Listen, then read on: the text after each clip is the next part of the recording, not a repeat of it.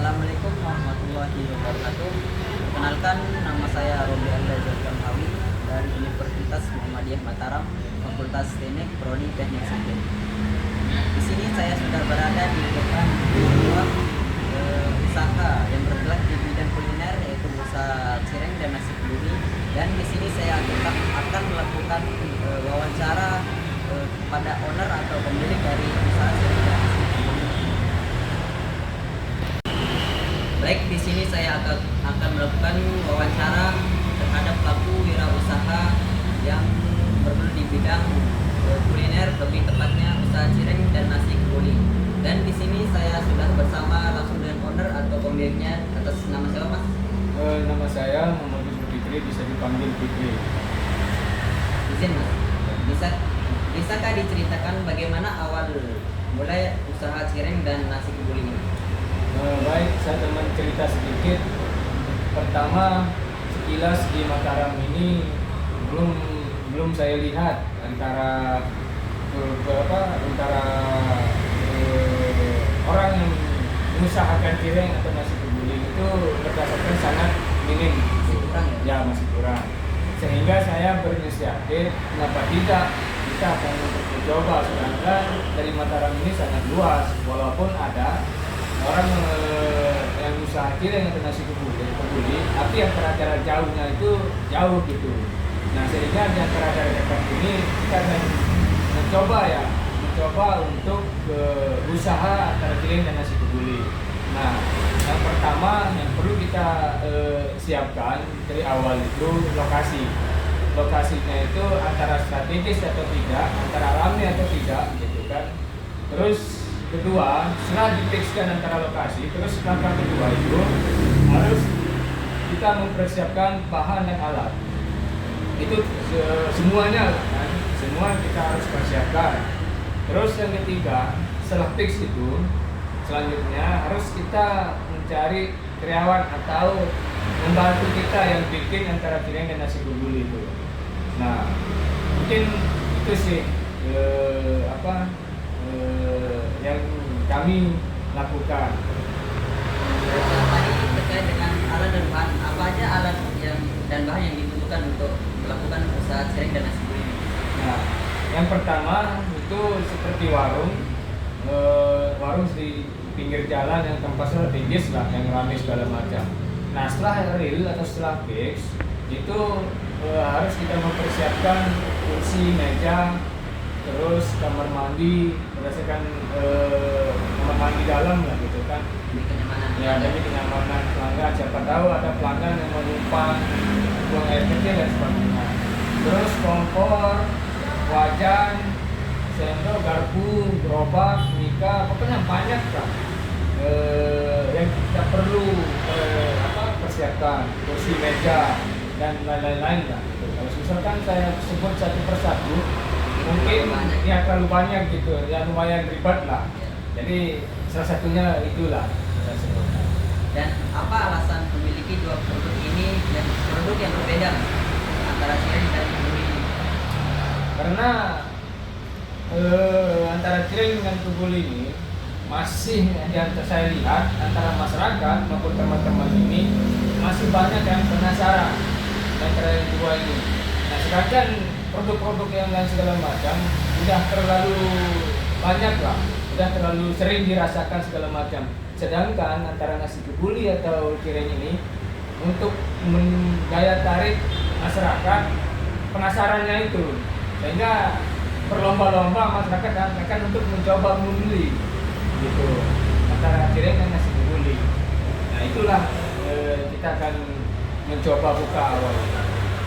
Dan bagaimana cara Anda menjaga kualitas rasa dan bahan dari cireng dan nasi kebuli? Nah, terkait masalah resep itu sebenarnya harus kita jaga demi kenyamanan antara konsumen, gitu kan. Harus kita jaga, rawat dari resep itu sendiri. Dan siapa target pasar utama untuk produk cireng dan nasi kebuli?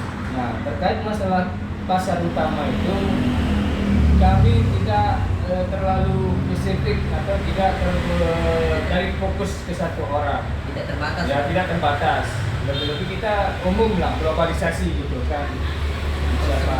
Ya, semua orang kalangan, antara tua, dewasa, anak maupun anak kecil dan sebagainya lah. Pokoknya semua lah bebas.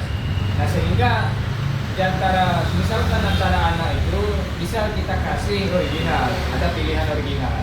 Sedangkan yang suka pedas, walaupun anak suka pedas kita kasih pilihan mau yang mana gitu.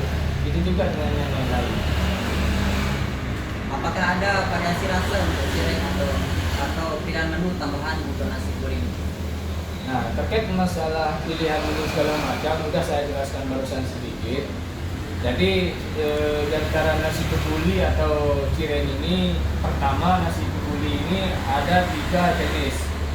Memang garis temanya itu nasi kebuli daging sapi. Nah, banyak masyarakat yang bertanya bahwa ada nggak daging rasa apa sih? Misalkan saya tanya kan, rasa daging sapi. Memang ada dagingnya sedikit, cuman lauknya itu ada gitu. Ada tambahan lauknya. Tambahan lauknya ini ada 3 rasa. Pertama telur, ayam panggang, sama komplit. Gitu. Komplitnya itu antara digabungkan antara lauk sama ayam panggang itu dikatakan komplit. Gitu. Nah, sedangkan cireng ini ada tiga jenis rasa.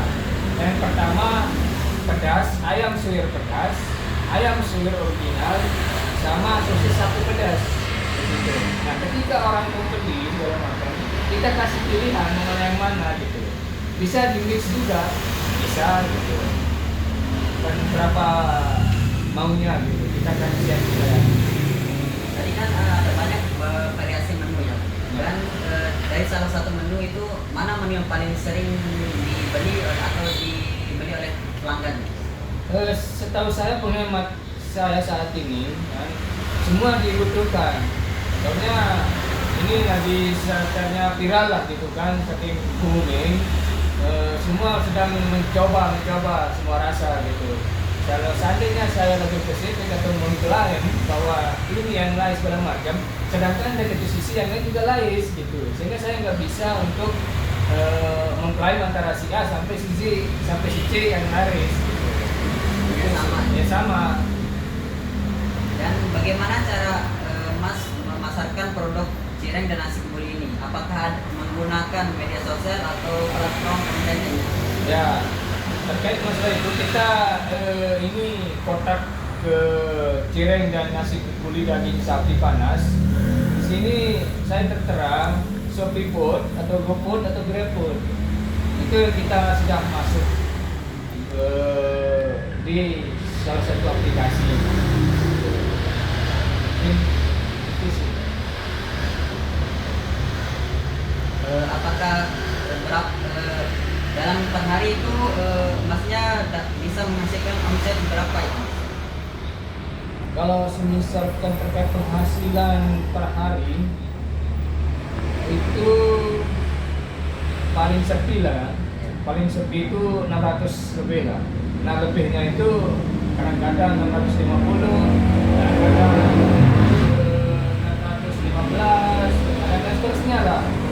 Pokoknya 600 lebih. Anggaplah hampir bulannya 600 gitu. So, kalau seandainya bersih atau waktu rame segala macam hampir 1300 atau 1.300.000 ya sehari. Itu digabung dengan antara penghasilan antara restitusi sama cireng. Dan apakah ada tantangan yang dihadapi selama ini menjalani? Ya. Nah jadi tantangan itu ketika masyarakat yang berlomba-lomba untuk membeli saking penasarannya antara cireng sama nasi kebuli, itu merasa tantangan juga gitu. Mas misalkan banyak masyarakat yang membeli sedangkan sendiri ya yang kelola gitu. Jadi masyarakat ini mana mas saya mas sedangkan yang membeli lumayan capek gitu. Apa rencana jangka panjang untuk mengembangkan usaha cireng ini dan rencana untuk ke depan itu semoga aja tercapai dengan cita-cita saya untuk buka cabang. Ya, cabang baru lah. Ya, semoga lah. Itu udah ada bincang-bincangan, udah ada konsep maupun jenis segala macam. Apakah ada saran untuk atau tips bagi anak-anak muda yang ingin melakukan usaha kuliner? Ya, saya sangat setuju dan saya sangat mengapresiasi kepada anak-anak muda atau masyarakat yang menjual cireng. Saya nggak takut untuk desainnya segala macam kan, namanya juga rezeki segala macam. Jadi saran saya, ayolah untuk mencoba usaha segala macam, gitu kan. Nggak ada apa, intinya mencoba lah. Jangan takut gagal segala macam kan. Jadinya tetap optimis gitu. Namanya juga usaha kadang-kadang mungkin kadang-kadang merugi. Di antara salah satunya itu kita harus siap menerima solusi. Sekian dari kita. Terima kasih. Berikut adalah wawancara singkat saya dengan masnya. Sekian, kurang lebihnya mohon maaf. Assalamualaikum warahmatullahi wabarakatuh. Wah,